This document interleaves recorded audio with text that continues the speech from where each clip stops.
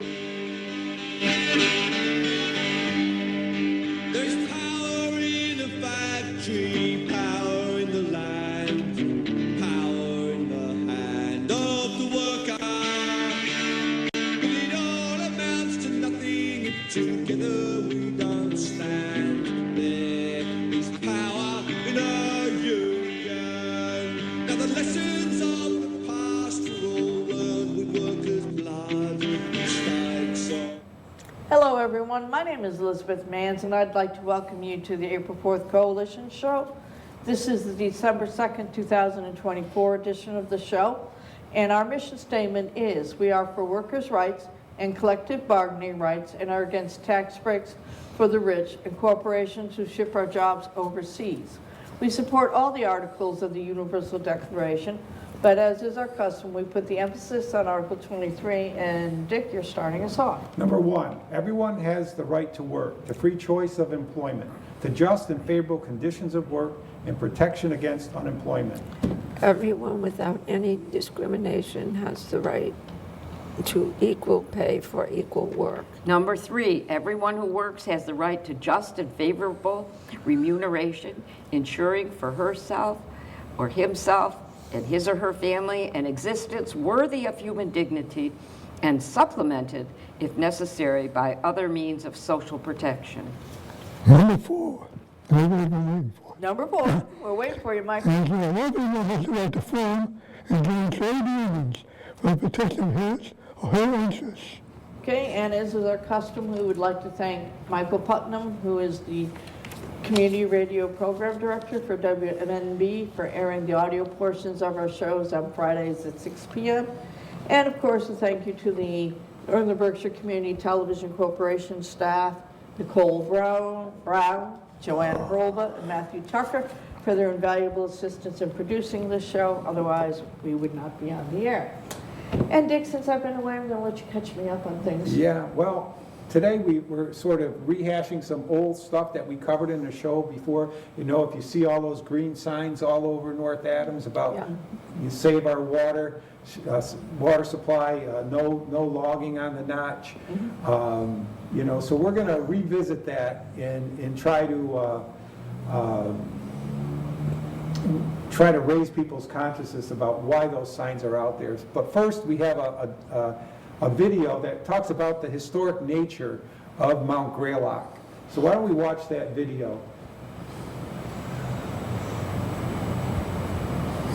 Beloved by hikers and those who love the outdoors, Massachusetts' Mount Greylock has inspired everyone from Ralph Waldo Emerson to Herman Melville. A beautiful and historic site, it was once just simply a mountaintop along the Taconic mountain range until a handful of folks were motivated to create the state park that we can all enjoy today. Executive producer Tony Dunn and videographer Dave Frazier climbed the state's highest peak to uncover its history. Here at Mount Greylock, the history really runs so deep. Jeremiah Wilbur arrived in 1767 from a farm in Rhode Island and settling in what we call the Bellows Pipe, or the Notch, at the north end of what is now Mount Greylock State Reservation. And in that time it would have been more or less very wild and still somewhat primeval.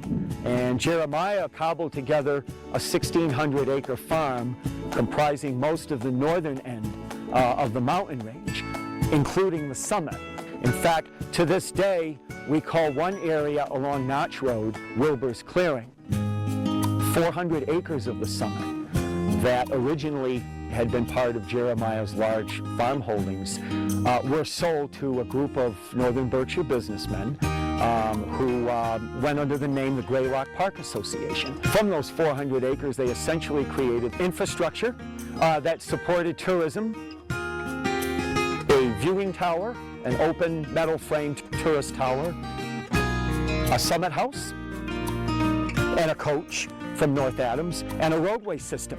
And that roadway system was actually a toll road, the final mile from below the summit to the top. And you had, each visitor had to pay a fee, much as we, continue to charge a fee in order to, pay the costs. And so in that sense, Mount Greylock played a very important, a very key role in the development of the tourist industry in Berkshire County and the region, really. The three founding fathers of Mount Greylock, John Bascom being the most prominent to many today because Bascom Lodge was named in his honor. And he was the very first gentleman to be appointed to the Greylock Commission. And Francis Rockwell, for whom Rockwell Road, the road going south from the summit to Lanesboro, was named, followed by Sperry Road, named in honor of William Sperry, one of the original Greylock commissioners that operated this park, that leads through our campground out to a scenic overlook called Stony Ledge. Because of the unique natural setting and elevation and latitude of the summit of Mount Greylock, it really retains rare elements of plant life, wildlife, and just a physical setting that is unlike any other in this part of New England. Henry David Thoreau without a doubt, is the most famous literary connection to Mount Greylock. He arrived here in July of 1844, and the transformative experience that Henry Thoreau had here on Mount Greylock, I believe, is something that continues to inspire visitors today. James MacArthur Vance is another fascinating personality that really has left his mark in many ways all over the summit of Mount Greylock. He was involved with the construction of the War Memorial Tower in 1931, and the Memorial Committee were so impressed with his work that they hired him to be the architect designing the Bascom Lodge addition when the time came to construct it. And many years prior to this, he had actually left his mark in Pittsfield as the architect of what is now the famous Colonial Theater. Mount Greylock has achieved such a high profile as a recreational destination and as a natural setting because of its visual beauty and the unique ecology that it is generally considered among the top 5 tourist destinations in the northeastern United States. And in fact, William Brewster, who was a noted ornithologist in the 19th century, described Greylock as a Canadian island floating above an Alleghenian sea.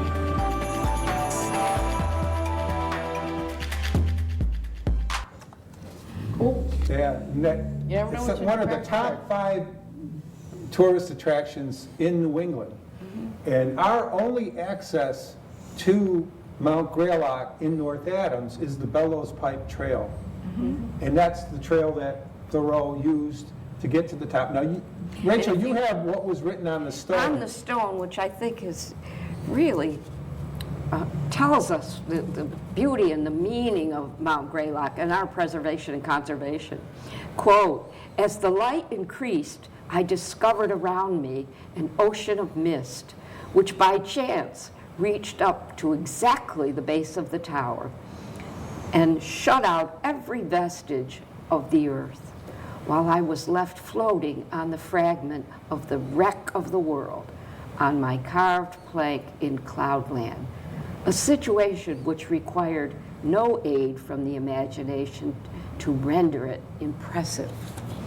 And that really is a statement, I think, of a whole conglomeration of meanings of what Mount Greylock is, and as we get to talking about logging, the importance of preservation, conservation, and particularly today, stopping climate catastrophe any way we can. Right. And I just think that because they say that Thoreau is like the most famous person to have done that trail, I thought it would be good, just instead of just throwing that name out, let's learn a little bit about the history of Henry David Thoreau in his philosophy. And maybe that might help us in today's situation here in North Adams and maybe here in the United States nationally. Let's have a listen to what the philosophy of Henry David.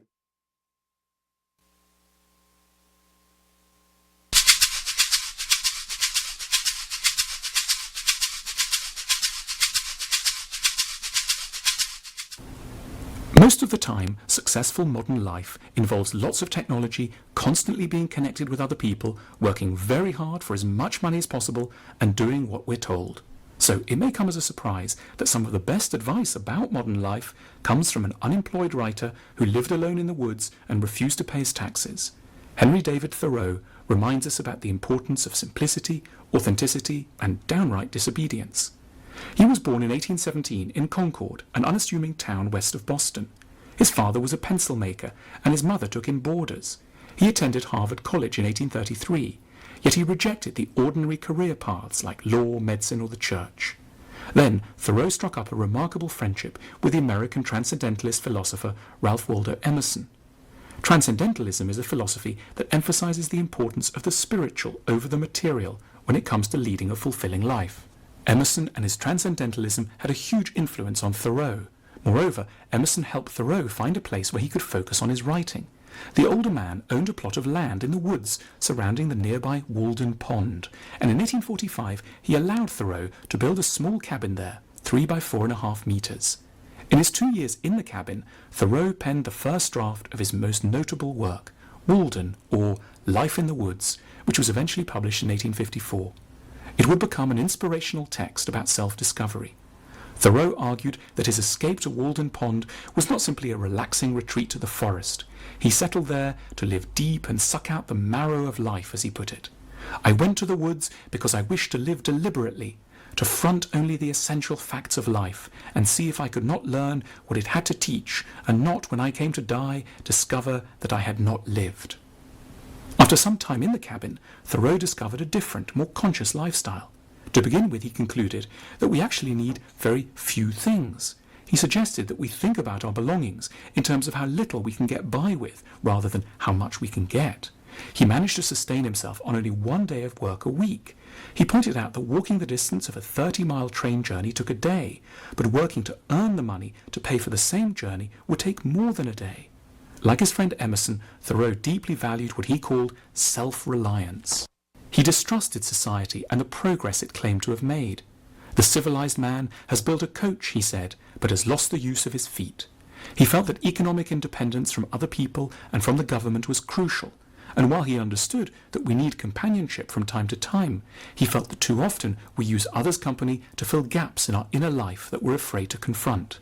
The task of learning to live alone was, for Thoreau, not so much about carrying out daily chores as it was about becoming a good companion for oneself, relying first and foremost on oneself for friendship, intimacy, and moral guidance. Insist on yourself, never imitate, he wrote. Most of all, one should change oneself before seeking to change the world. Thoreau also viewed technology as an often unnecessary distraction. He saw the practical benefits of new inventions, but he also warned that these innovations couldn't address the real challenges of personal happiness. Our inventions are wont to be pretty toys which distract our attention from serious things. We are in great haste to construct a magnetic telegraph from Maine to Texas, but Maine and Texas, it may be, have nothing important to communicate. Thoreau believed we should instead look to nature, which is full of spiritual significance. He thought of animals, forests, and waterfalls as inherently valuable, both for their beauty and their role in the ecosystem. We can best understand ourselves as a part of nature. We should see ourselves as nature looking into nature, rather than an external force or the master of nature. Most of all, nature provides the meaning that money and technology and other people's opinions cannot, by teaching us to be humble and more aware, by fostering introspection and self-discovery. This mental state, and not money or technology, provides real progress. Thoreau optimistically declared, "Only that day dawns to which we are awake. There is more day to dawn. The sun is but a morning star." Perhaps the best testament of the value of Thoreau's individual contemplation and personal authenticity is that his ideas lead him to powerful political conclusions. Thoreau argued that people are morally obliged to challenge a government that upholds hypocritical or flagrantly unfair laws. So Thoreau turned to what he called civil disobedience, peacefully resisting immoral laws in protest.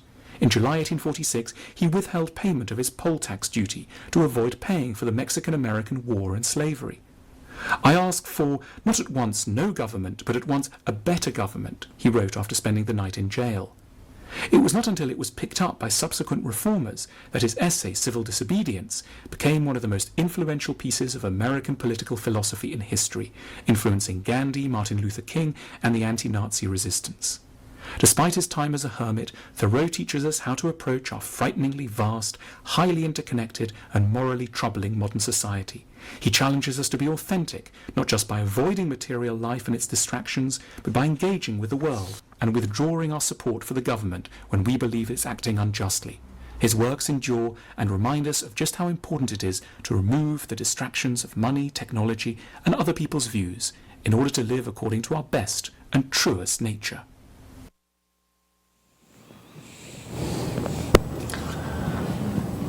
I love that. I think it's superb. Yes, you have, he's arguing that you have to know yourself before you can change anything.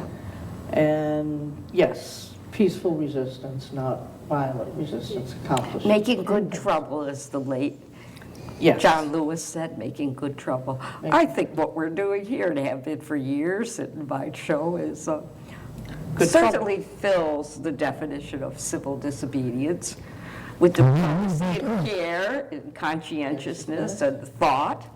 Y'all never thought of yourself as causing good trouble, huh?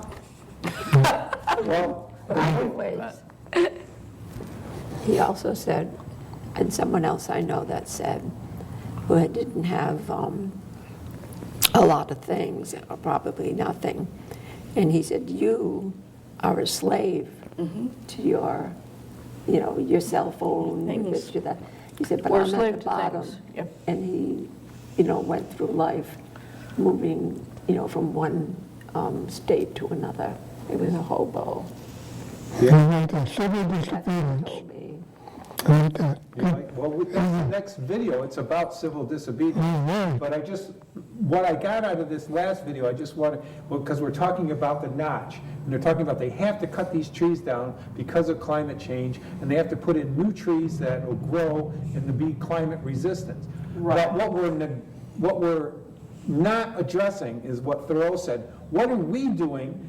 What are we doing to stop the climate change? We can't just say, okay, cut down those trees and that's going to deal with climate. Let's cut down the number of cars that we have. Let's we got people pushing to have AI, and they want to start nuclear power plants because they're going to be taking so much energy to run these computers, all these things that we don't need. Maybe we have to address the way we live in a materialistic society rather than cutting down the trees that are healthy right now. Maybe if we address those issues, we won't have to cut those trees down. Well, I think the first question is, who's going to make money off this? Yeah. And how did this happen without public input? Well- and that it has to be a conversation. We'll talk about that, but Okay. first, let's go to civil disobedience. Mike, that's your topic, but let's go to the video on civil disobedience.